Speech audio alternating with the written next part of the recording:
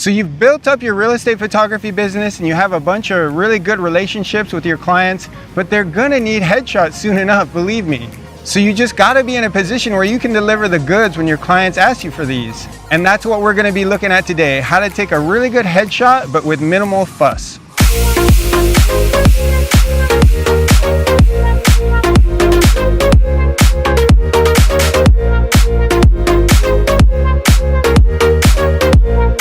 Hello everyone, so we're going to go through some of these images I took on site, and the way I shot this was just with a simple reflector. And this is an actress, Halska Kusa, and you can look her up, she's great. And in this one I just used a standard reflector, okay, and we'll kind of go through that a little bit later, exactly what I used. But for now we're just going to talk about how this was done. And the first thing I wanted to show you was, look at this difference right here. Now this was the first photo I took in the session, and you can see how the exposure, this is the first big thing that you got to watch out for, right? You got to get your exposure right, okay? So, you're not so much looking up here or anything. You don't want to worry about that. You really want to worry about those skin tones and how that's showing up. And if you'll notice, when I get to this first photo, when I feel like the exposure's good, you'll notice her skin tones, they're not necessarily blowing out, but they're just on the light side. I don't know if you'd call this high key, it might be kind of borderline, but you'll see we're losing quite a bit of contrast and stuff in her hair, but that's fine. We want that. We want to lose contrast. We lost that hard light, and I've got her in the shade now. And I've just got a reflector over here, a silver reflector. And I don't have the reflector in the sun or anything. It's just a silver reflector over here and kind of pushing some of this light reflecting from the sky up back this way and into her whole face. Okay, so it's really does a great job. I mean, this is the simplest way to get a really very professional look, I feel. So I'm using a 50mm 1.8 lens here. Anything that you can use to kind of get that background a little blurred. I used 50mm on a crop body. You could use a 50 to 100mm focal length. Anything that'll get you to the point where you're blurring that background and really isolating your subject, I think is a good choice. So we're just going to roll through a few of these, and as you can see, the same technique, just again some light coming up from here. My reflector again is in the shade, so it's just that silver part of the reflector. It's really good at picking up the reflection from the sky or the clouds, whatever happens to be up there. And I had an assistant, and you got to have your assistant or your light stand holder or your reflector holder, whatever it is, you can see the actual light being reflected. And in this case it's really soft and subtle because we're using that shady light we're reflecting into her face. Okay, so we'll go through more of these, and this is just the same technique, and really, in my opinion, great results just with such a simple setup. Okay, I didn't even really worry about the background too much. None of that concerned me. It's going to be out of focus and it's going to look nice. All right, so here's just another example, and here's the same technique. Just everything is the same in these next couple shots. Just got that silver reflector over to camera left and reflecting some of that cloudy sky back into her face. Okay, same technique here. And now we've reached a photo where this is a different technique. So I'm actually have her facing the sun now, and I'm holding the reflector over her head, but I've taken off the reflector, and it's a translucent reflector now, okay, meaning the sun can shine through it. So I'm basically blocking the sun from hitting her. And as you'll notice, this is kind of flat light to me. It's not my favorite, but it does work. So in a bind, you could definitely do this, okay? You could definitely do this technique. You just, it's a lot better than being in the sun, of course. And it does the job, and I would definitely recommend this technique for you guys. It just happens to not be my favorite, but maybe I shouldn't even say that. But it's just, you lose contrast and stuff, but it's great. It looks good, okay? It looks very even, and I think it's nice. So this is a little tricky topic to explain. In the next series of photos, they're kind of my favorite, but as you'll see, there's some backlighting issues going on and stuff, and the flyaway hairs really end up showing up a lot more. And for a real estate shoot, it's really kind of more of a formal thing, right? So we wouldn't want to be doing the next technique, which is this one, or I'm backlighting. You see how all these flyaway hairs are really showing up? I really personally love the look of this portrait better than the previous ones. I just love the way the sun turns into a hair light. And I have a reflector over here, and I'm reflecting direct sun using a white reflector, okay, not the translucent but the white, and I'm just putting it right back into her face from the sun that's behind her head, okay, so directly behind her. And again, this is to me the best look, but I know this is a real estate photography headshot tutorial, so I'd really say go with these safer looks.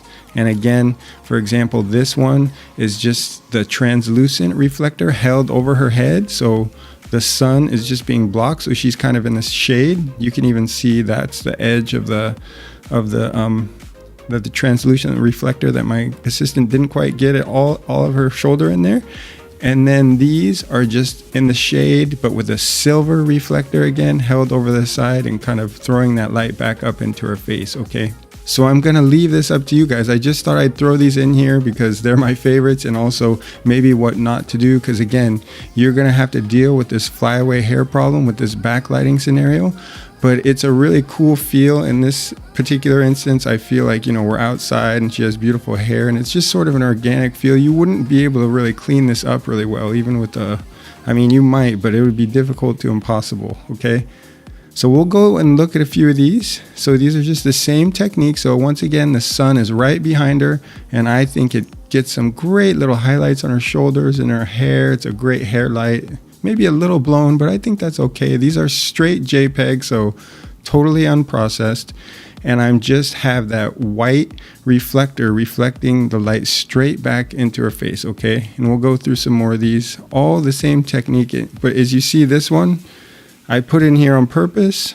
If I can toggle those again, that one's more subtle, and this one is the silver. We tried the silver, the same spot for the reflector, but we're reflecting the silver backing onto her face, and it's just not working. Can you see that? It's just not nice to me. It's just obvious and kind of not nice. So when you're reflecting direct sun, I'd recommend really using that white side, and I'll show you that later in the video, what I'm talking about exactly. So again, this is back to using the white part of the reflector with the sun directly behind her, and I think this looks great. I mean, again, we have the flyaway problem that you're not going to want to deal with in a headshot scenario. I don't think a lot of people would appreciate that, but the thing is, guys, I'm going through this because you might want to shoot, you know, 10 or 20 of these with your next client and see what they think. Maybe they love them. Maybe they want to put them on, you know, Instagram or whatever. I just think personally that these are the highest quality lit photos in the set, okay? So that's why I'm going over them with you.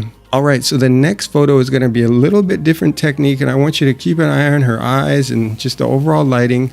I'm using the silver reflector in the next one, but I have my assistant standing quite a ways back, okay? So that's another technique that I do. So in this case, she was right here, right next to the model, but she had the white side of the reflector, okay, bouncing back. She was really close. And in this one, the next one, she's gonna have the silver side, but she's standing like 10 or 15 feet back, okay? And you see that? You can see the catch light, which is nice. And it's kind of a harder light in her face, but it's nice, okay? It's working. You know, we got these blown highlights, but I think it's a great look, okay? I'm not so technically, I don't limit myself technically on stuff like that. I think the look is great, and I love the highlights, and I love the light that comes around on her shoulders and stuff. So these are just a few of the same techniques, same examples where we got that silver reflector going here, okay, from far back. So here's just a couple more. Just toggle through these so you can check them out. And these just turned out great, I think. So this is that same technique with the silver reflector, okay, but far away. And see, that is a big transition there. So that's the white, okay, and it's over here again. So can you see the difference there? And it might be subtle, but this is a little bit harder light, but the catch lights are cooler. And this is a little softer. I personally like this one better, and the reflector is white and it's down here, okay? And again, this is with the white reflector from over here, very close to the subject and reflecting the direct sun. And then same technique here with the white. And here as well. All right, and so here's the last one I think we'll talk about. This is again just a translucent reflector over her head. I shouldn't call it a reflector, but you know, a translucent reflector, I guess, what else to call it, over her head. And as you'll see, it's very, very flat, right? But again, this is almost the technique I'd say for you guys to go to in your headshots because it's safe if you're going to be doing these outside. But you see the dynamic here, and then here it's just sort of flat, and just to me it's not interesting. And this is just, to me, is more of a good photo to me. But you guys are going to have to make up your own minds what to do. You just got to remember that problem with the backlit hairs and stuff. So that's the same thing over her head, the translucent reflector, so blocking her, putting her in the shade. It's a little flat, but it's not bad. All right, so this is the last photo in the set. So let's jump on over and take a look at the reflector I was using. All right, so here we are with the reflector that I was using, and as you can see, it's pretty compact. I also have a larger one. I'll go ahead and link these in the video, but I'll go ahead and open this up and just show you the things that we used in the video. So it's pretty compact, and it just kind of flips open like one of those tents. And this is a very valuable side. This is the side you'll want to use when you don't have very much light, but you still want soft and kind of neutrally colored light, that silver. And this is, of course, this black is if you want to kind of subtract light, that would be cool to use. I mean, if you have some really flat lighting, you could hold this on one side of somebody's face for a headshot, and that black would really do a lot of good. But this, of course, comes off of here. Let me grab this off. It's a little windy today, but you have a golden side, which I hardly ever use, and then the white, okay? But what I use a lot is the translucent side, and then you can actually, you know, like right now I'm shading myself in the sun, right? And it gets right through there. So that's the way, what you saw in the video, I use that technique sometimes. So I'm actually using it right now. So here's a little after and then before, okay? That's before. And then after. Okay, so you can see the difference that makes. It's really nice. It's a little flat, but it's nice, you know, a lot nicer than direct sun. All right, plane, yeah. All right, and here's the white, and I've got that on now and flipped around. And the other side is gold, which I hardly ever use this. I think it's just not quite subtle enough, maybe in the right situation. But like I said, this is the reflector side where you're using that white, and it gives a really nice soft white fill, like a neutral fill. And you might be able to see that a little bit in the video, I'm not sure, but you got to kind of angle it just the right way and you get some fill, okay? So a great little tool. You know, you guys should play around with it and figure it out a little bit with, you know, your best friend or whoever. And it's great. It takes great natural looking, professional looking photos, okay, for headshots.